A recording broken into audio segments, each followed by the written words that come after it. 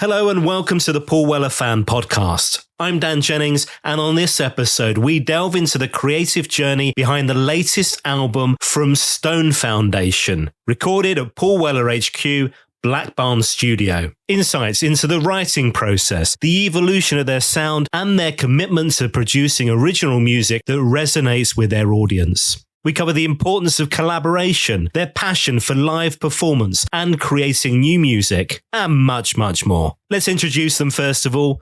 Neil Jones, thanks for joining me. Hello, mate.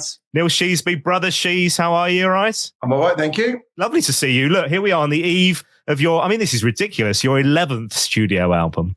Ridiculous. Yes. Yeah. We should know better by now, Dan. We should have found something else to do. Yeah, exactly. Yeah. The revival of Survival. We're going to talk about this journey. First of all, let me ask you about the title, because where does that come from? Do you bat around ideas between the two of you?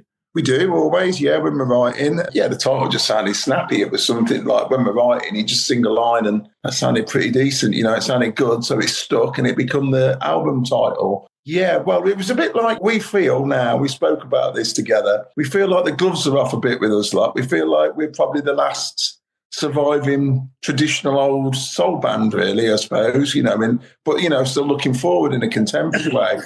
So it seems odd, really. Everyone the currency seems to be for tribute bands or whatever else that, they're playing seen the Clash band, whatever they're called, London Calling, were playing Shepherd's Bush Empire. If people want to see that, it's not for me to say how to spend your money or whatever, but it just feels like we've been against that now. We're one of the last surviving bands that are doing original stuff, treading the boards, and taking that route, really. It seems everyone seems to be taking an easy way out. It's a bit weird, because I don't want to get into slating this, but it's... Go on, Shees.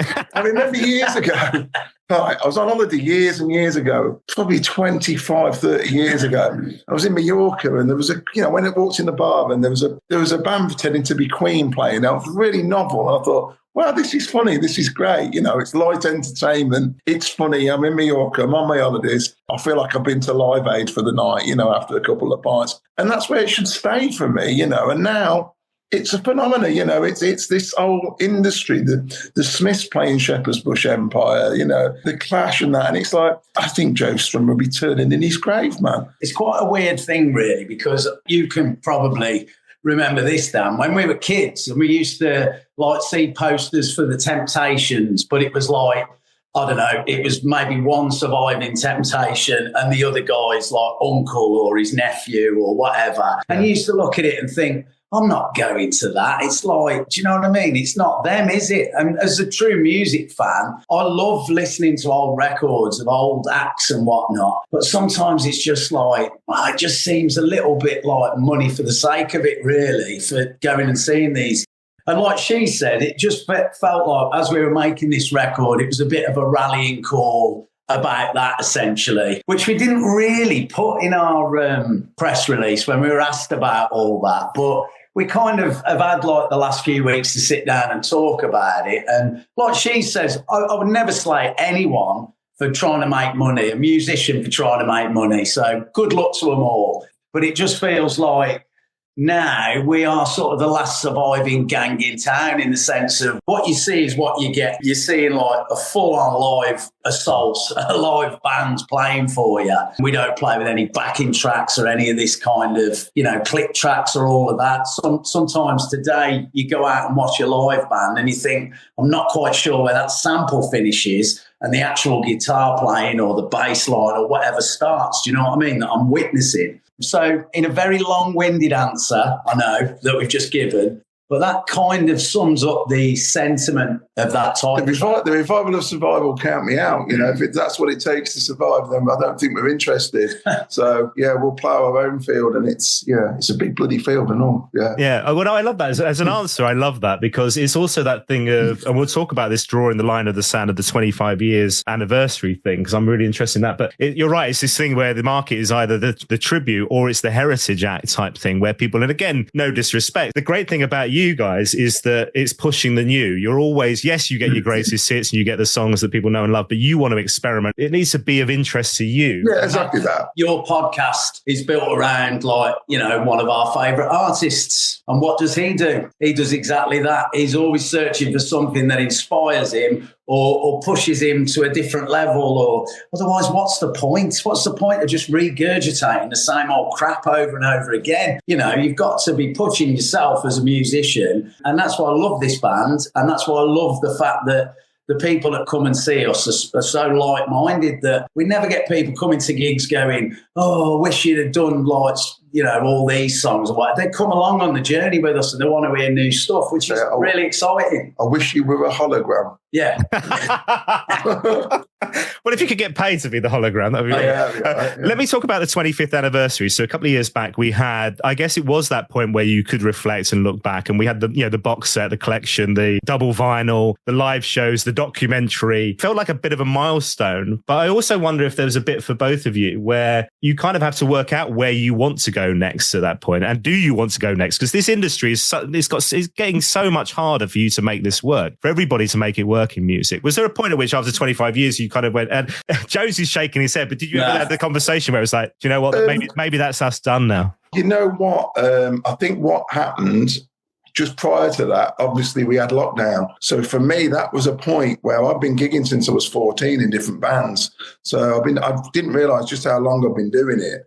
And when it stopped, I thought, you know what, I'm quite grateful at this, to have a year out of this, but because it was, you know, it was enforced. But in doing so, that really reinforced the fact that is, I love it. It's in my blood. I missed it so much. And that's really made me want to go again. And the 25-year thing was the first time we'd paused and had to look back, because we were helping research the footage for the documentary, and just listening to the box set, we had to listen to some of our old stuff, which we never really do. And to be honest, there was a sense of pride for both of us. It was really a nice moment for us. But we didn't wallow in it for too long. Straight away, it was on with the next. And no, we never really think, as long as I feel comfortable getting on stage and I don't feel too old for it, or I still feel relevant and the audience is still there and it keeps growing, then I don't see any reason why I should consider, or we should consider, stopping or halting. I think there's so much more to give. And I think this new album kind of reinforces that as well. And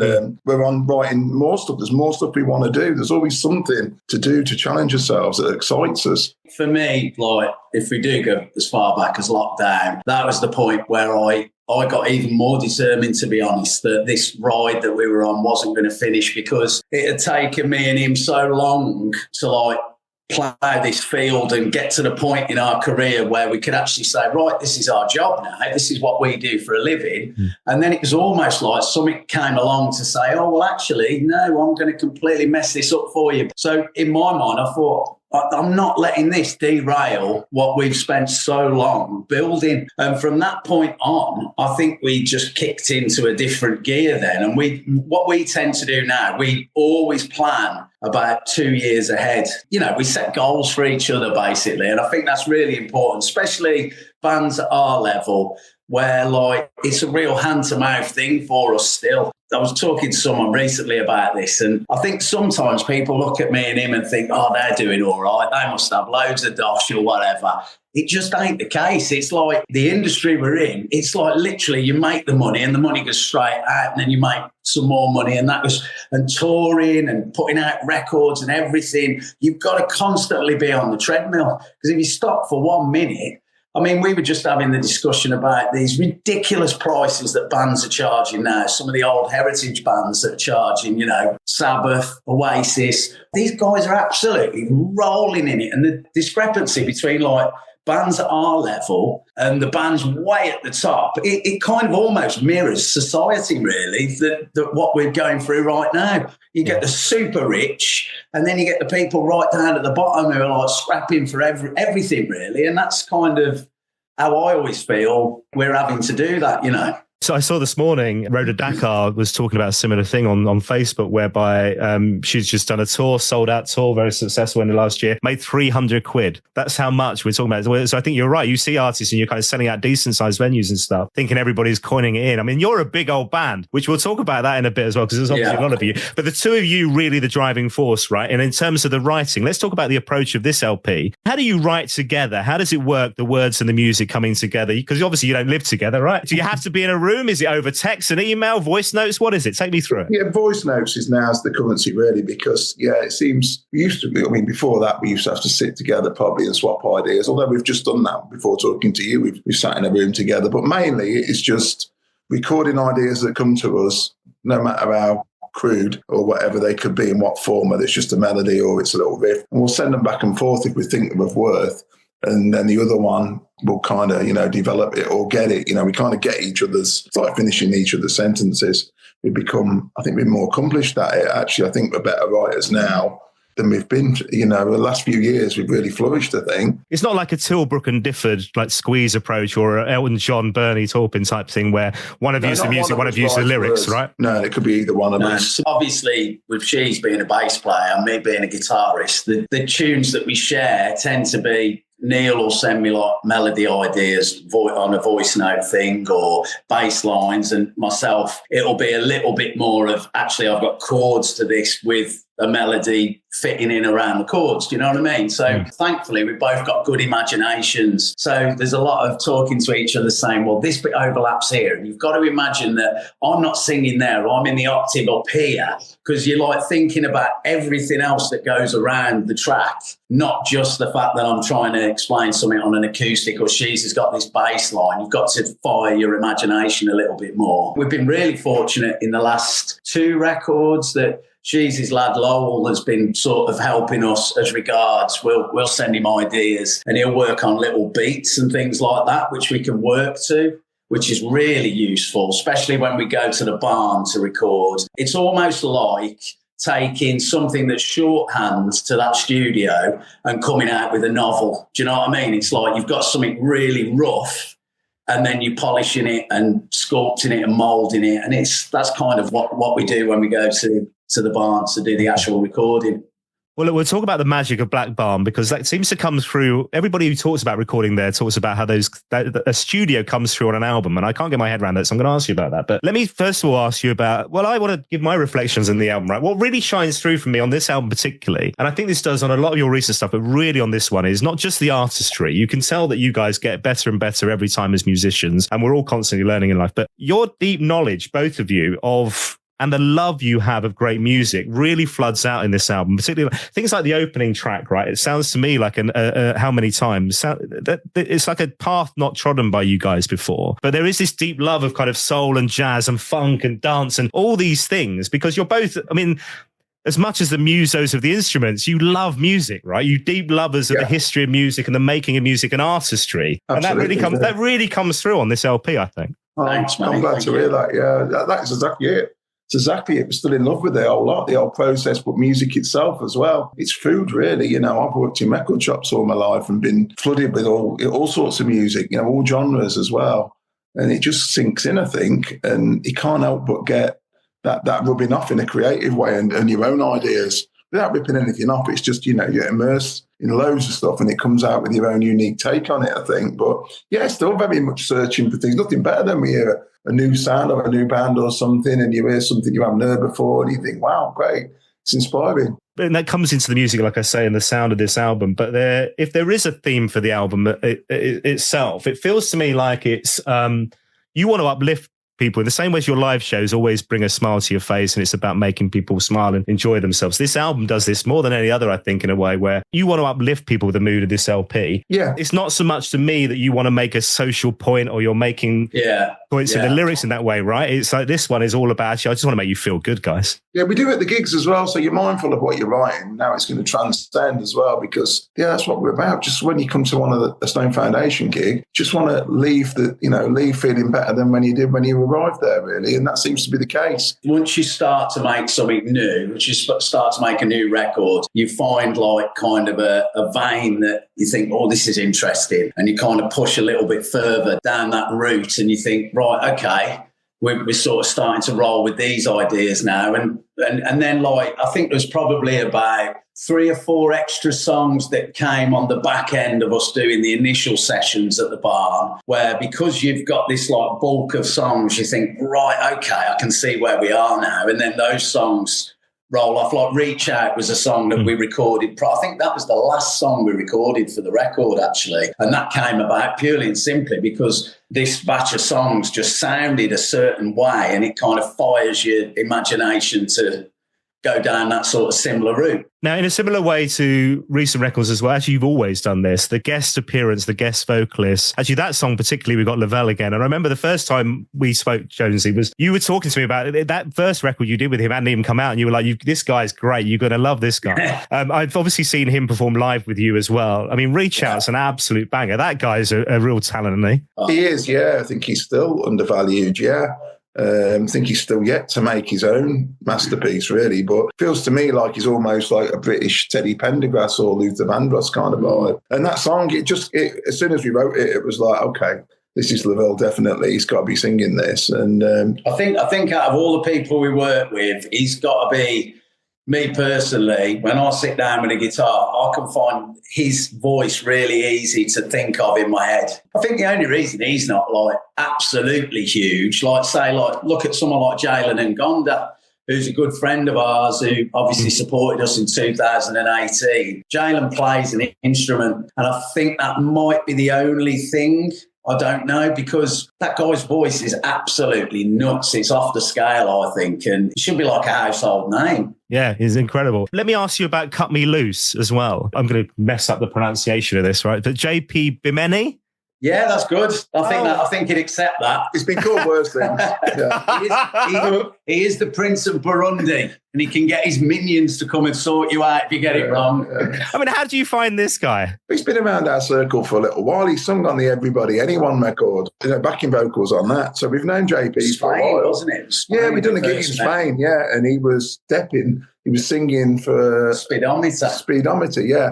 They were over on the bill, and he was singing. We're like, oh, he's got an interesting voice. And we just hit it off, just personally. We just hit it off and kept in touch. He is an absolutely beautiful human being. Yeah, it's like a good when you see him, we were on tour like a couple of years ago, and we were playing at the Riverside in Newcastle, and he was at the Sage Theatre doing an Otis Redding tribute night or something. Just by coincidence, we're having a drink in the pub after the gig, and he walked in, and it was like, wow, JP. I think it was then that he was telling us this crazy story about finding out that he was the Prince of Burundi. He never knew. Oh, right. Like he wasn't brought up as a prince. I love it. It's mad. And he came over here as an immigrant like years and years ago, I believe, when he was a kid. And then he just found out about his lineage, his heritage, and the rest is history. He said, like, now when he goes there, he gets picked up in like limousines and stuff.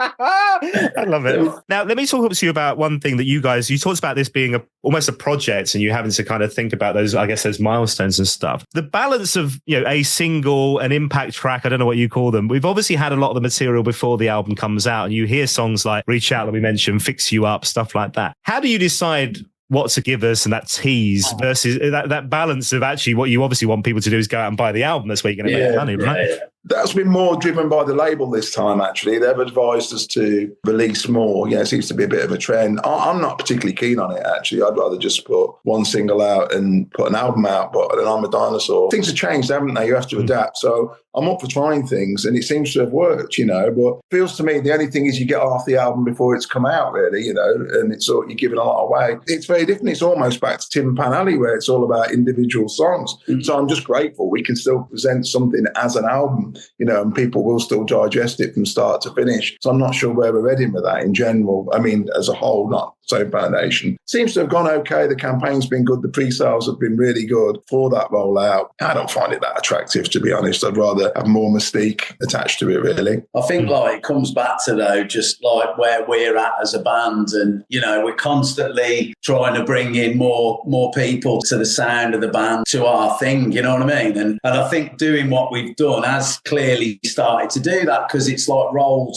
along really nicely. The pre-sales, like she said, have worked out fantastically well. And I think it just builds an element of excitement now. It's very different for us. I mean, some of the songs on this record are just made for like certain radio stations, I think. And it's like trying to like sieve for gold or something nowadays to just get a track played on the radio. It's absolutely, I don't get it. It's like we've come in this culture now of like celebrities on radio stations who kind of get told what to play. Very few DJs now, it's like the old Tom Petty song, innit? There goes the last DJ. It's like very few DJs now actually play what they want to play. And like, so as a result, you feel like, you know, if I hold up Reach Out, say, next to a song that's out right now, another soul tune, I think easily holds its own. Why isn't it on the stations that it should be on? You know, I mean, all right, we got playlisted on Jazz FM, which is fantastic and stuff like that. But for me, it should be picked up more. When we made this record, we looked at each other and there was about at least 4 or 5 tracks we went, I could hear that on the radio all day long. And, you know, not that we make music like that, but you just think that should be... It's just a really weird world we're kind of living in. And when it was on Jazz FM, I was actually driving. I had tuned in and I was just driving along in mechanic, come on out the blue, which was a nice feeling. Yeah. And when it come on, honestly, I thought, oh, this sounds so good on the radio. It's really good. And then, you know, you get pluggers that say, no, I can't take this on because it falls between the bar stools of this and that. And it's like, I just don't accept that. You know, there's a lot of things that we get told gig-wise as well with agents and festivals. Oh, you know, they're looking at next year. They didn't know you did festivals. Didn't know Stone Foundation did festivals. Like, what are these excuses? It's ridiculous. And then Glastonbury are saying, oh, well, we're looking to book diversity acts or because all I've got to fit a certain criteria. So I should start identifying as a woman and Neil should start identifying as Otis Redding. And then we might get on in life, you know what I mean? It's ridiculous. Stuff we get told you would not believe, Dan. It's ridiculous. Well, it's changed so much where everything's run by algorithms, isn't it? And that's the thing. It's like, even if you think about your Spotify, your Alexa speaker, if I were to say to it, play me songs by Stone Foundation, what it would surface up is the songs that most people listen to. Yeah. And then I had that with Weller, actually. If you ask it to play Paul Weller, and it will go Changing Man, it will go You Do Something to Me, and then it will go Thinking of You. Right. It's just a Sledge cover. And you're like, because that's the most played. And you're like, well, A, why is that the most played? That's ludicrous. Is it the most played? That's surprising. I didn't know. Bizarre, isn't it? I wonder what that is. Yeah, mental. But it's like, what you want to do is discover... Yeah, that's the whole point of listening to radio for me and being in radio when I was a radio presenter is like being able to kind of play stuff and introduce people to stuff. That's the buzz of it, right? That's what the DJs were great at doing back in the day. There's very few left on the stations now, is there, that actually you tune into their shows and think, I'm going to get like a mixture of what this guy or this lady really digs. Yeah.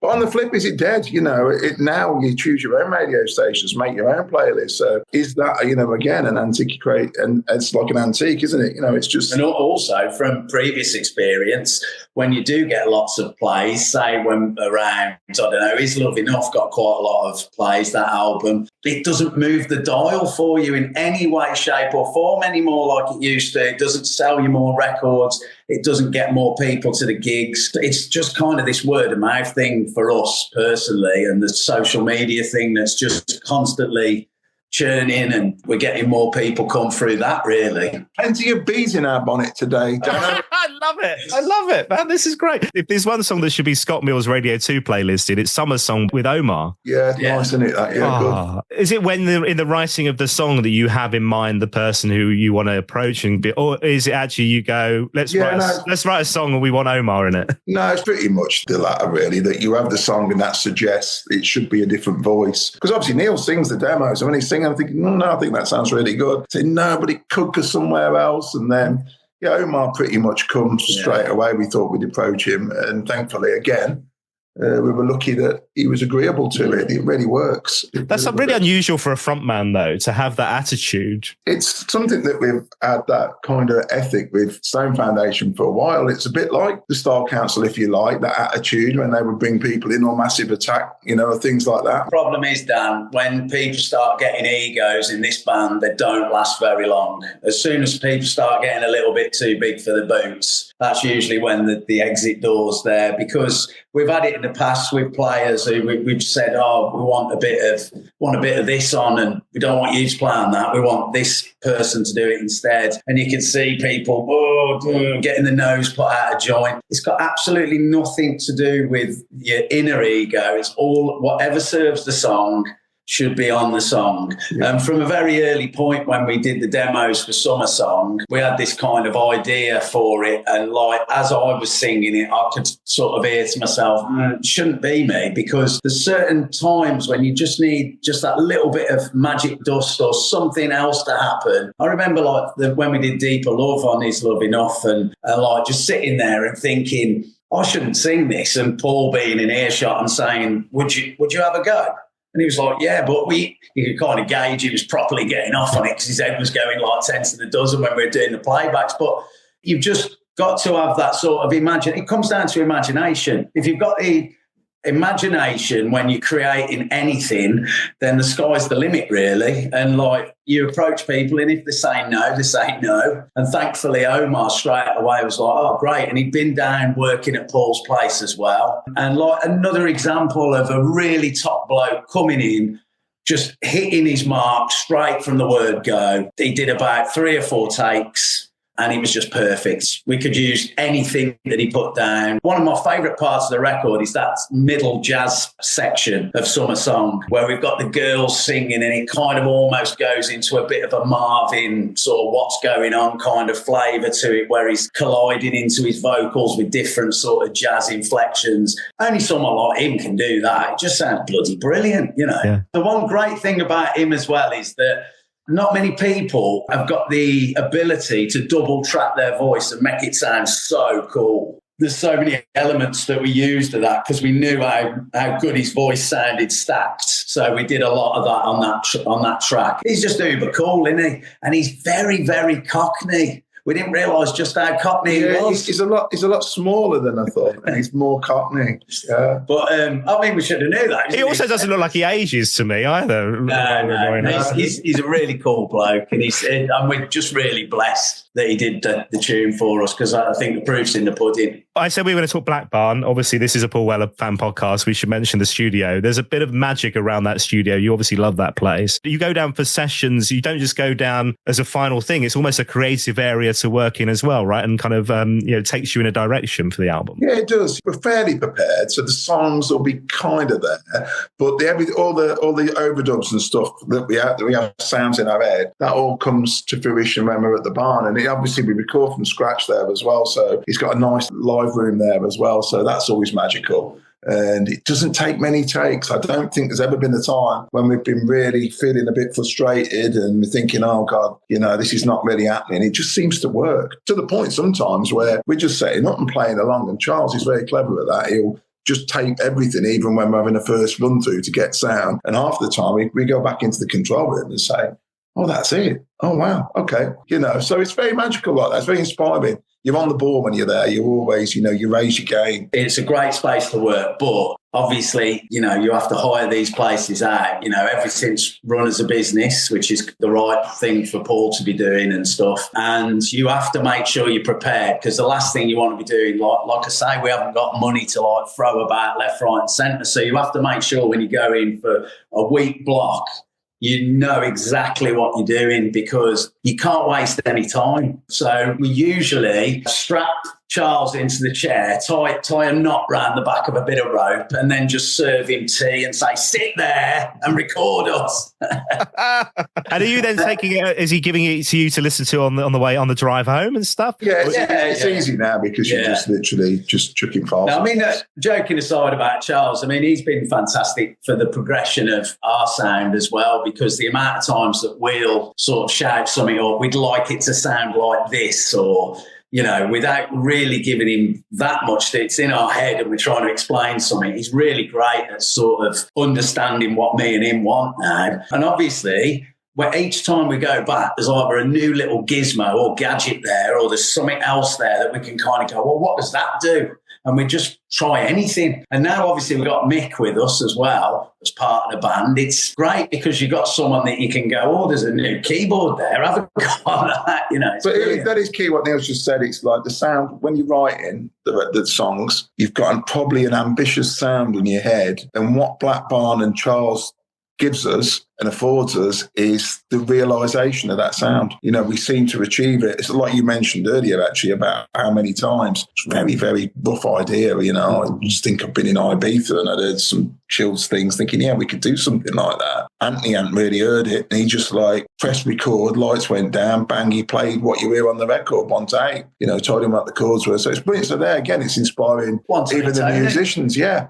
So that magic comes by being in there. Yeah, I'm not sure we get that elsewhere, really. I don't think it would have the same atmosphere or vibe. So kind of magical. I think I'm right in saying Paul's not on this album. I don't know if he plays anything, right? This time he was on tour for most of the time we were there. It was recorded roughly about a year ago. So it's been recorded quite a while and he just wasn't around at the time. In a way, that's probably needed to happen for both of us as well. We don't want to use Paul as a musical crutch, and I'm sure he wants us to flourish ourselves as well. This is the 5th album we recorded there, and it's the first one that he doesn't actually appear on, which is a bit mad, really. But yeah, like she said, I think at some point that was bound to happen because Paul's a really busy guy, you know what I mean? In a weird way, it probably helped in the sense that, I mean, we love having Paul there for his ideas and his sort of advice. But in a weird way, it probably helped get the album done quicker because when Paul is there, there's lots of hustle and bustle going on in the studio. So throughout the day,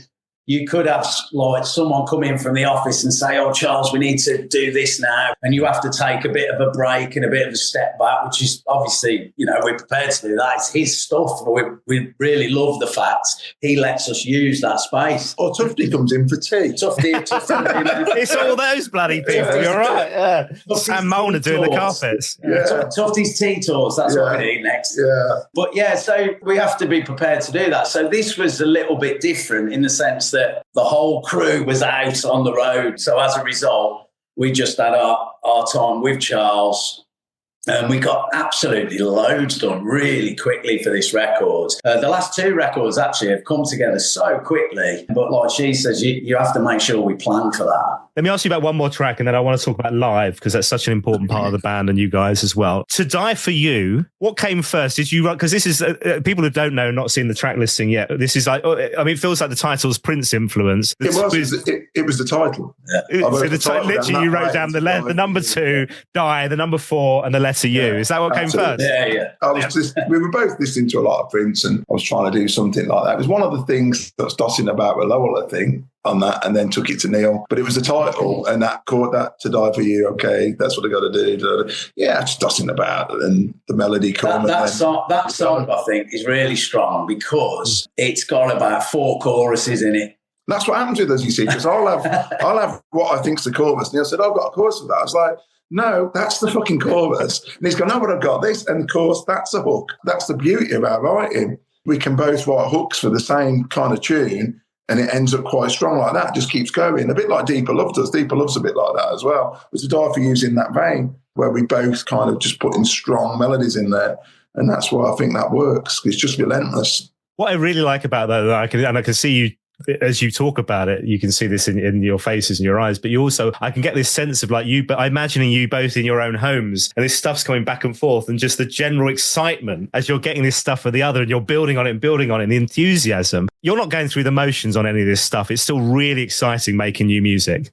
You know, when you've got something, yeah, you do. You really know that, I mean, there's a lot that we kick out as well. And that's not because it's don't make the grade. It's because, like Neil's alluded to earlier, it probably won't suit the record we're currently making. So sometimes you kick that down the line or sometimes it doesn't happen. Yeah, you know when you're onto something for the record you're making. That's a good example. There's a lot of things on this album where it's funny you should just mention that, like exciting and things that come into your head. But there's loads of stuff that happened on this record where either me or him have looked at each other. I've got this idea. I remember there's a track on the album called When Worlds Collide and there's a segment towards the end and I was trying to explain to him what the vocalist should do and he like looked at me as if to say, what? And I went, no, I can really hear it. I sound like David Bowie or something like that. And he just went, well, tell him to do it then. And there's a segment at the end which people will hear. And it's just like brilliant. And it's so funny when in your head, you kind of start thinking, well, maybe it is a bit daft. And you go in and ask like these people to sing something and you think, am I making them sound like a bunch of idiots now? And then as soon as it's double tracked, you think, wow, this is like really working, you know? So I think the sky should always be the limit when you've got ideas in your mind. We never dismiss anything. We'll try things. Even if they end up sounding ridiculous, we'll try it. Mm. You know, 9 times out of 10, things work. The physical release is so important. We should stress this, right? Getting vinyl and CDs in the hands of people is how bands make money these days. The streaming services and listening to Alexa is convenient, ain't going to make you any money. But when you get your physical hands on a vinyl, and there's the test pressing of the album, the physical thing is a satisfying thing, right? Yeah, absolutely. We're actually, on this one, me and him are going to be pressing some of the first copies of the record. So if anyone gets any skips, you can blame us. We got the trouser press. Yes. Have you got your own setup? Yeah. Yeah, We're just going to do it ourselves. It's quite exciting because we've got like this thing like called splatter vinyl. So we've got like these colours that are interchanging on the limited edition on our website. The CDs are still just about hanging on in there. People who buy CDs should continue to do that. But yeah, it's exciting. We've got loads of that physical format.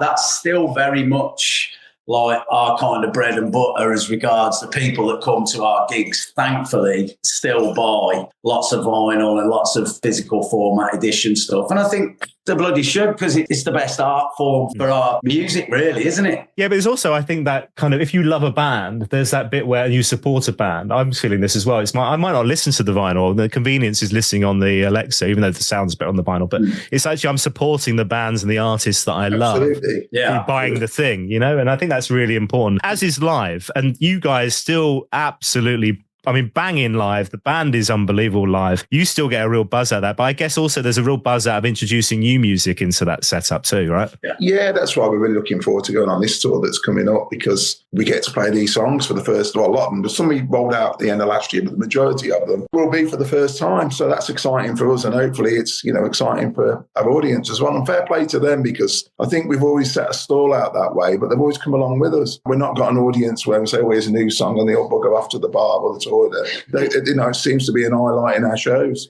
Thankful for that. They do come along with us on that. And people can still come and see this band for reasonable ticket prices as well. You know what I mean? They're not paying 200 quid. They can see us at Shepherd's Bush Empire for 28 quid. I mean, that's ridiculous. I actually looked and thought, that's pretty mad, actually. But that's another thing we've prided ourselves in, is not ripping people off. It's like, especially when we do the physical formats and the ticket prices, everything's run by us. And we really try and make it so people aren't feeling like they're having their wallet pinched. We're excited about this tour. We've got a slightly different lineup, which has changed through last year, with Mick Tolbert and Ian on keyboards. We've got Dominic Carr on drums, and Dom adds a different kind of dynamism to the band. So yeah, we can't wait to go out live. We're all over the place, like Italy, Holland, Ireland, Germany, and then the big tour in the UK later in the year. We can't wait for that. It's a big old band to keep operating, right? I should mention on the record, the brass sounds amazing, as it would do from General Trick and all that. It just sounds incredible, isn't it? But it's a big old band to, you know, you have a lot of mouths to feed. I mean, Mick Tolbert alone is not going to be a cheap option, surely, you know.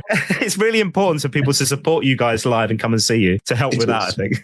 Thank you. It was really funny how, like, we started last year with the idea, shall we augment the keys, like, and get Mick to play some dates with us. So we're obviously doing the bigger shows in the summer, like with the Grace Jones support, and we supported Weller at Scarborough, and Tom Jones and all that. We're doing all these big dates, and we thought, right, let's get a double keyboard thing. And then I said to Mick, would you like to do a few dates on the tour? And he was like, yeah, I'd really like that. And what happened was, as we were going through the tour dates, he was appearing with us, say, one weekend down south, and then the next weekend we'd be in Scotland, and we didn't take him because we thought, oh, well, we can't fit him in on all the dates or whatever. And then we'd pick up with him the following week, and he'd be like, I really missed last weekend. I had nothing to do. I've been really enjoying getting on a roll with it. So I just sort of said, do you want to do the whole thing next year? And he was like, yeah. So he doesn't realise what he's done now. He's become a part of the furniture. Fixtures and fittings. He's definitely there on his own free will. It's Mick who's, really approaching us about doing it, not vice versa. So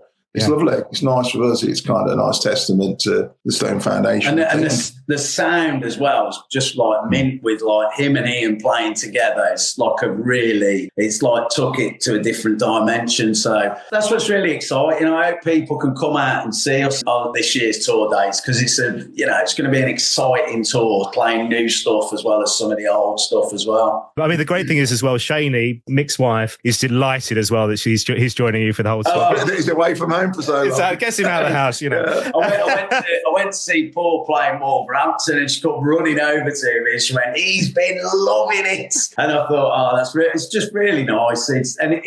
He's like one of us. He's like a bit of a kindred spirit. He has the crack. He's got the same kind of sense of humour. We have a brilliant time on the road. It's just great. This has been such a delight. Look, good luck with the album when it comes out. I know fans are going to absolutely love it. The great thing about the album in the live way as well is it's almost a dance album, right? Is that what we call it? I mean, like it's like the disco lights needed, right? It's in a live format. It's an album you want to dance to. So I think that's going to be great live. Thank you guys. Really appreciate it. Thanks for having us, mate. It's really appreciated. My thanks once again to Stone Foundation, Neil Jones and Neil Sheasby, for joining me on the podcast. The Revival of Survival, the brand new album recorded at Paul Weller HQ Black Barn Studio, is released on the 28th of March. An absolute banger. Make sure you order your copy today. Now, if you've enjoyed this podcast, do head to my website. You can jump into my store, grab yourself some podcast merchandise, or if you fancy it, get yourself a virtual coffee as well. Don't forget, spread the word, share this episode of the podcast with all your mates on social media, and leave a review on Apple, Spotify, and more. Thanks for listening. I'll see you next time.